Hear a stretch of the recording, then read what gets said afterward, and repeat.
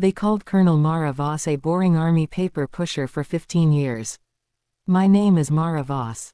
I'm 43, a colonel in the United States Army, and at my sister's wedding last spring, she stood 3 feet away from me in a red satin dress and told her new husband's entire family that I worked some quiet desk job, nothing exciting, really. Her husband, a man I'd met only twice before that day, leaned toward his groomsman moments later and whispered something that visibly changed the color in my sister's face. "Colonel Voss runs black sites," he said, just loud enough for the small cluster around us to hear. "I've read the briefings. Don't let the quiet fool you." Before I explain how my brother-in-law knew details about my career that even my own sister had spent 15 years dismissing, let me take you back to where this particular family pattern actually started, because a single wedding reception doesn't create 15 years of casual condescension, it simply reveals it, all at once, in front of people who'd never questioned the story my sister had been telling. If you're the kind of person who watches a story through to the end, go ahead and subscribe, only if you genuinely mean it. Drop your city and local time in the comments, I read every one. I grew up in Frederick, Maryland, the younger of 2 daughters. My father, Walter, worked as a high school history teacher. My mother, Judith, taught elementary music. My older sister, Cecily, 4 years my senior, had always been the more outwardly ambitious one within our family's specific value system, pursuing a marketing degree, then a series of increasingly visible roles at prominent firms in D.C., building a social circle and a lifestyle that photographed well and generated easy conversation at family gatherings. I joined the Army at 18, immediately after high school, a decision that had genuinely confused my parents at the time, coming from a family with no prior military tradition. What started as a practical decision, funding for college, a structured path toward independence, gradually became a genuine career, one I pursued with an intensity that surprised even me in those early years. By my late 20s, I'd been selected for increasingly specialized assignments within military intelligence, work that came with security clearances requiring me to discuss almost nothing specific about my actual daily responsibilities with anyone outside a very narrow professional circle. At family gatherings, when relatives asked what exactly I did, I developed a practiced, deliberately vague response: logistics and coordination work, mostly administrative, a description technically true in the broadest possible sense, while omitting almost everything that actually mattered about my actual responsibilities. Cecily, over those same years, developed her own narrative about my career, one built entirely from that vague description I'd offered, without ever asking meaningful follow-up questions. "Mara does some kind of paperwork thing for the Army," she'd tell her friends, her tone carrying the specific, dismissive lightness of someone discussing a sibling's unremarkable job. "Very quiet, very boring, honestly.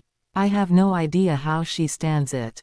I didn't correct that characterization for years, partly because my actual work genuinely couldn't be discussed in detail, and partly because I'd grown accustomed to a specific dynamic within our family where Cecily's visible achievements consistently received more attention and celebration than whatever quiet, classified work I was doing thousands of miles away, in locations I couldn't specify, on projects I couldn't describe. By my mid-30s, I'd risen to the rank of lieutenant colonel, working on assignments connected to detention operations oversight and intelligence coordination that placed me, at various points, in direct operational authority over facilities and programs of considerable strategic significance, work that remained, by necessity, almost entirely invisible to my own family, who continued to understand my career through the same vague, outdated lens I'd established years earlier. Cecily married her first husband at 29, a marriage that ended in divorce 4 years later, and throughout that period and the years following, she continued building the specific family narrative that positioned her own visible, easily discussed corporate career as inherently more impressive than my boring paperwork job, a characterization I'd stopped actively fighting, exhausted by the impossibility of correcting a story I couldn't actually replace with accurate details. Cecily's second engagement, to a man named Julian Ashworth, came together relatively quickly, about 18 months before the wedding where everything finally shifted. Julian worked, according to Cecily's descriptions during family calls, in government consulting, a description as deliberately vague as my own had always been, though for entirely different reasons I wouldn't fully understand until the wedding itself. I'd met Julian only twice before the wedding, once at their engagement dinner, briefly, and once at a smaller family gathering the following month. Both encounters had been pleasant but unremarkable, Julian polite and reserved in a way that read, at the time, as simple social caution around a new extended family rather than anything more deliberate. The wedding itself took place at a vineyard outside Charlottesville, Virginia, a beautiful late spring afternoon that Cecily had been planning meticulously for over a year. I'd attended in a formal dress rather than my uniform, a choice I'd made deliberately, wanting the day to remain focused entirely on my sister rather than introducing any complication about my own career into an event that was, appropriately, about her. I stood near the edge of the reception during the cocktail hour, making polite conversation with several of Julian's groomsmen, when Cecily approached with her characteristic ease, introducing me to a small cluster of Julian's extended family with the exact phrasing I'd heard variations of for 15 years. "This is my sister, Mara," she said, her voice carrying the same casual dismissiveness she'd perfected over the years. "She works some quiet desk job, nothing exciting, really. I've genuinely never fully understood what she actually does all day." I smiled, the same practiced, patient smile I'd offered dozens of times before at similar moments, prepared to let the characterization stand without correction, the way I always had. What I didn't expect was for Julian, standing just close enough to overhear that exact introduction, to turn toward his own groomsmen with an expression I couldn't immediately read, and say something that would unravel 15 years of careful, deliberate vagueness in the space of a single sentence. I drove home that night in a silence that felt considerably heavier than the 90-minute journey usually warranted, replaying my mother's casual suggestion that I could, always just rent somewhere larger, while Preston sat 3 feet away holding an envelope containing more money than I'd saved across 9 years of disciplined, independent financial planning. I didn't confront my parents that evening. I've never been someone who processes anger quickly, and I understood, even in the moment, that whatever I said in the immediate aftermath of watching that envelope change hands would come out distorted by an emotional intensity I hadn't yet fully examined. Instead, I spent the following several weeks doing something I'd never previously allowed myself to do directly.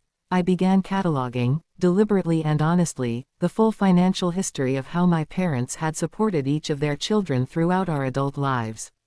I called my Aunt Priscilla, my father's sister, who'd always maintained a slightly more objective vantage point on our family's internal dynamics, given her own complicated relationship with my father over decades of sibling history. "Jordan, I've watched this pattern for years," she told me, once I'd laid out the specific details of that dinner. "Your father has always found it easier to rescue Preston from consequences than to simply let him build resilience the way you were forced to build yours. I think, somewhere along the way, your independence became something your parents took for granted, rather than something they recognized as requiring its own kind of ongoing investment and acknowledgement." Over the following month, I compiled, as precisely as I could reconstruct from memory and occasional documentation, a rough accounting of the disparity. Preston's private university tuition, largely covered directly by my parents, compared to my own loans for a considerably less expensive program. Preston's rent assistance during 2 separate unemployment stretches in his mid-20s. The co-signed car loan. Now, the $60,000 house down payment, delivered with ceremony and tears, compared to my mother's breezy suggestion that I simply continue renting if my current space ever felt insufficient. The total, once I'd added everything together as honestly as I could, exceeded $140,000 in direct financial support extended to Preston over the preceding decade, against essentially nothing extended to me beyond the polite, verbal acknowledgement of my own independent achievements. I met with a financial advisor, a careful, deliberate woman named Odessa Kilbride, specifically to understand my own actual financial position with complete clarity, wanting to make any subsequent decisions from a place of genuine strategic understanding rather than simply raw emotional reaction to what I'd witnessed at that dinner. "Jordan," she said, once we'd reviewed my full financial picture, "you're actually in a considerably stronger position than I think you've been giving yourself credit for. Your condo has appreciated significantly since your purchase, your retirement savings are well ahead of typical benchmarks for your age and income level, and your consistent, disciplined saving habits over the preceding 9 years have put you within genuine reach of purchasing a larger home on your own, without requiring any family assistance whatsoever. That consultation crystallized something for me that I hadn't fully allowed myself to consider directly before, that I didn't actually need my parents' financial support to achieve the same milestone they'd just handed Preston with ceremony and tears. What I needed, I realized, was to actually pursue that milestone deliberately, on my own terms, in a way that would make unmistakably clear exactly how capable I'd been all along, without requiring anyone's rescue. I found a property 3 weeks after that consultation, a modest but genuinely lovely 3-bedroom house in a quiet neighborhood about 15 minutes from my current condo, priced within a range my own savings and a standard mortgage could comfortably absorb. I moved through the entire purchase process deliberately, quietly, informing my parents only once the closing had already occurred, the same pattern of independent decision-making I'd maintained throughout most of my adult financial life. I called my mother the evening after closing, keeping my tone deliberately neutral, informational rather than confrontational. "Mom, I wanted to let you know, I closed on a house today. 3 bedrooms, really lovely neighborhood, about 15 minutes from my old place." There was a pause on the line, longer than I expected. "Jordan, that's wonderful. I had no idea you were even looking. How did you manage the down payment?" "Through my own savings, Mom. The same way I've managed everything else over the past 9 years." Another pause, this one carrying a different quality, something closer to discomfort. "I wish you'd told us you were considering this. Your father and I might have wanted to help, the same way we helped Preston." I felt something steady settle in my chest, hearing that specific offer, arriving only now that I'd already demonstrated I didn't actually need it. "Mom, I think if I'm honest, I didn't tell you because I wasn't sure the offer would have actually materialized the same way it did for Preston. I watched you and Dad hand him $60,000 with tears and ceremony, 3 weeks after telling me I could just rent somewhere if my condo ever felt too small. I didn't want to find out, by asking directly, whether that same generosity would have actually extended to me." The silence that followed that comment stretched considerably longer than any previous pause in our conversation, and I understood, wading through it, that I'd finally said something my mother couldn't easily deflect or reframe into a more comfortable narrative. The rest of the party unfolded in a kind of surreal aftermath, guests approaching me throughout the remaining hours with a curiosity that felt entirely different from anything I'd experienced at a family gathering in years. My mother's book club friend, the one who'd been standing beside her when I handed over the business card, spent nearly 15 minutes asking detailed questions about Meridian's work, genuinely interested in a way that made clear she'd absorbed my mother's correction completely. Desmond found me near the dessert table about an hour later, his expression carrying a complicated mixture of guilt and genuine surprise. "Faith, I had no idea," he said. "I mean, I knew you left school, obviously, but I never really understood why, and I definitely didn't know about the consulting firm. Mom always talked about it like you just gave up, I guess, and I never thought to question that." "Why would you have questioned it?" I said, not unkindly. "You were 15 when I left. You grew up with the story Mom told, the same way everyone else at this party did.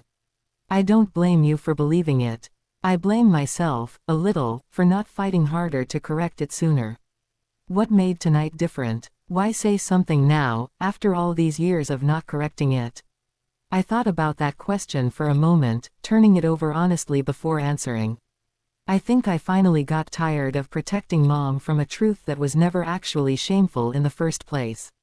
I left college to help this family survive a crisis. That's not a failure story, Desmond. That's a sacrifice story. I just let Mom's version of events stand for years because I didn't want to make her feel guilty, and somewhere along the way, protecting her feelings became more important than correcting the record about my own life. Miles approached separately, later that evening, considerably quieter than Desmond had been, his expression carrying something closer to genuine distress. "Faith, I've been thinking about this since Mom's toast. I got to finish medical school. I got to become exactly what this family always wanted one of us to become. And I think part of why I got that chance was specifically because you left school to help cover the gap in my treatment costs. I never really let myself think about that connection directly until tonight. Miles, I don't want you carrying guilt about this. I made that decision because I wanted to, because keeping this family stable mattered more to me at 19 than finishing a degree on the original timeline. You didn't take anything from me. If anything, watching you finish medical school this year has been one of the things I'm proudest of in this entire family. I still feel like I should have asked more questions over the years, he said. About what you were actually doing, about why the waitress story never quite made sense once I got old enough to actually think critically about it. My father found me alone near the parking lot as the party wound down, his expression carrying an exhaustion that seemed to extend beyond just the evening's unexpected drama. Faith, I should have corrected your mother's story years ago. I knew the truth about why you left school. I let her simplify it into something easier to explain at parties, because it felt easier than reopening the whole conversation about that period. That was a failure on my part, not just hers. I appreciate you saying that, Dad.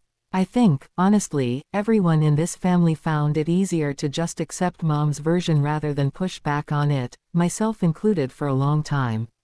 I'm not trying to distribute blame at this point. I just needed, finally, for the actual story to exist in the room instead of the simplified one. My mother approached me last, as most of the remaining guests were saying their goodbyes. The earlier shock of the broken glass and public correction now settled into something quieter and more reflective. Faith, can we talk properly? Not at a party, with people listening. Just the two of us, sometime this week before you fly back to Chicago. I agreed, and we met 2 days later at a quiet coffee shop near my parents' house, away from the noise and performance of a family gathering, just the two of us working through 15 years of accumulated misunderstanding in a conversation that took nearly 3 hours to fully unfold. I need you to understand something, my mother said, early in that conversation. I think, back when you left college, I was so overwhelmed by everything happening at once, your father's job, Miles's diagnosis, the mortgage, that I couldn't fully process what you were actually sacrificing to help us. It was easier, somehow, to tell myself and everyone else that you'd simply struggled with the workload, because that story didn't require me to sit with the guilt of having a 19-year-old daughter give up her education to keep this family financially stable. I understand that instinct, I said. But Mom, that story didn't just protect you from guilt. It cost me 15 years of being introduced as a disappointment at every family gathering, while Desmond and Miles got introduced with genuine pride for paths that, frankly, existed partly because of what I gave up. I know, she said quietly. I've had 2 days to really sit with that, and I don't have a good excuse anymore. I think somewhere along the way, believing the simpler story became easier than confronting what it actually cost you, and I let that comfort matter more than actually knowing my own daughter's real life. We sat with that admission for a long moment, the coffee between us gone lukewarm, before my mother asked something I hadn't fully anticipated. Faith, I want to actually understand what you've built. Not the business card version. The real version. Would you be willing to walk me through it properly? Over the following weeks, I did something I'd never done with my mother before. I invited her into the actual substance of my career, rather than continuing to let her absorb only the surface-level corrections that had emerged at the party. I sent her the business journal profile. I walked her, over a long phone call, through Meridian's origin story, how I'd met my co-founders, Priya and Jonas, both former colleagues from my restaurant management days, how we'd identified a gap in the market for hospitality operations consulting specifically tailored to independent restaurants struggling to compete against larger chains. I explained the actual mechanics of our work, the financial audits we conducted for struggling clients, the operational restructuring plans we designed, the specific case studies where our intervention had saved businesses from closure, including one particularly meaningful project where we'd helped a family-owned diner remarkably similar to Sylvie's original establishment avoid bankruptcy through a comprehensive restructuring of their supply chain and staffing model. My mother listened to all of it with a genuine attentiveness that felt entirely new, asking follow-up questions that demonstrated she was actually absorbing the details rather than simply nodding politely until she could redirect to something more comfortable. I had no idea any of this required this level of financial expertise, she admitted, during one of these calls. I think I'd genuinely convinced myself, over the years, that hospitality meant something closer to what you were doing at 19, rather than understanding it as an entire field of business strategy. 3 months after that birthday party, my mother visited me in Chicago for the first time in over 6 years, a trip she'd never previously prioritized despite my repeated invitations over the preceding decade. I gave her an actual tour of Meridian's offices, introduced her to Priya and Jonas, let her sit in on a portion of a client strategy meeting where she watched, firsthand, the kind of detailed financial and operational analysis that constituted my actual daily work. I owe you an apology that goes beyond what I said at the party, she told me, during dinner that evening, in a restaurant I'd chosen specifically because Meridian had consulted on its recent operational turnaround. I spent 15 years telling a story about you that was not only inaccurate, but actively cruel, without ever bothering to update it based on actual evidence available to me the entire time.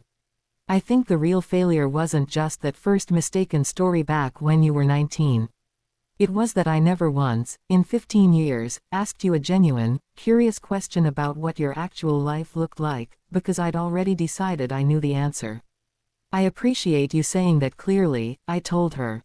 I think what hurt most, over the years, wasn't really the initial misunderstanding about why I left school. It was watching you ask genuine, detailed questions about Desmond's job, about Miles's medical school applications, while treating my entire adult life as a settled, an interesting story that didn't warrant further investigation. I understand that now, she said. I don't think I can fully undo 15 years of that pattern in a single dinner. But I want you to know I intend to keep asking real questions from here forward, not because I feel guilty, though I do, but because I genuinely want to understand the actual person you've become, rather than the outdated story I let define you for so long. Desmond and Miles, in the months following that birthday party, both made similar efforts to rebuild a more accurate understanding of my life, Desmond asking detailed questions about Meridian's client acquisition strategy during a visit to Chicago that spring, Miles, once his medical school schedule allowed, spending an entire weekend genuinely curious about the operational side of restaurant consulting in a way that felt like real sibling interest rather than obligatory family catch-up. The following year, at what would have been my mother's 61st birthday, the family gathering felt entirely different from the one that had preceded it. My mother's toast that year included, unprompted, an accurate and detailed description of Meridian's recent expansion into a fifth state, alongside genuine updates about Desmond's promotion and Miles's residency placement, all three of her children's accomplishments discussed with equal curiosity and pride for what felt like the first time in 15 years.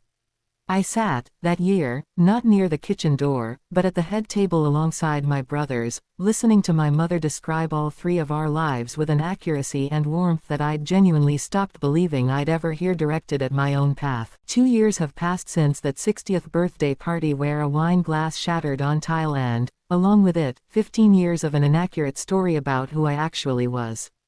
Meridian Hospitality Consulting has since expanded into a sixth state, and last year, we were approached by a much larger hospitality investment firm interested in a potential partnership that would allow us to scale our operational consulting model into a broader turnaround fund for struggling independent restaurants nationally. My mother knows all of this now in genuine, current detail, not because I've made a point of proving anything to her, but because she asks, regularly, with a curiosity that has become entirely normal between us rather than the notable exception it once was. I got married last fall, to a man named Elias I'd been with for 4 years, a fellow entrepreneur who'd witnessed, over the course of our relationship, the entire arc of my family's slow recalibration and had commented, more than once, on how meaningful it was to watch a 15-year-old wound finally begin to heal in real time. My mother gave a toast at that wedding that I still think about often, standing in front of family and friends who'd known me at every stage of the story, the 19-year-old who left college, the diner waitress, the operations manager, and finally, the consulting firm partner standing in a wedding dress that evening. I told a story about my daughter for 15 years that wasn't true, she said, her voice steady despite the vulnerability of the admission. I called her the one who didn't finish college, as though that single fact defined everything about who she was. What I've learned since is that Faith didn't fail at anything. She made an extraordinary sacrifice at 19 to help this family survive one of the hardest periods of our lives, and then she built something remarkable in the years since, entirely on her own terms, without ever once asking this family to properly acknowledge what that sacrifice actually cost her. I'm not proud of how long it took me to see that clearly. I am, without reservation, enormously proud of the daughter I finally took the time to actually know. I cried during that toast, not from the old, familiar humiliation I'd absorbed at gatherings for 15 years, but from the specific relief of finally hearing my own mother articulate, publicly, completely, exactly what I'd built and exactly what it had cost me, a relief I hadn't fully realized I was still waiting for until it finally arrived. Miles, now in his final year of residency, mentioned during a recent visit that he'd started telling his own colleagues about Meridian's work, using it, unprompted, as an example when discussing healthcare administration and operational efficiency parallels between hospitals and restaurants. I used to just say my sister was in the restaurant business, he told me. Now I actually explain what that means, because I finally understand it well enough to explain it properly myself. I think, often, about the version of that birthday party where I might have simply absorbed my mother's introduction the way I'd absorbed dozens of similar moments before it, smiling, staying quiet, letting the comfortable, familiar story stand uncorrected for another year, another decade, protecting her from a guilt she'd spent 15 years avoiding at the cost of my own accurate history. What actually happened instead, the business card, the shattered glass, the uncomfortable public correction, and the years of genuine rebuilding that followed it, required a kind of quiet courage I hadn't fully recognized in myself until I was standing in front of 60 guests, watching my mother's hand tremble around a wine glass that could no longer hold the weight of a story that had simply, finally, stopped being true.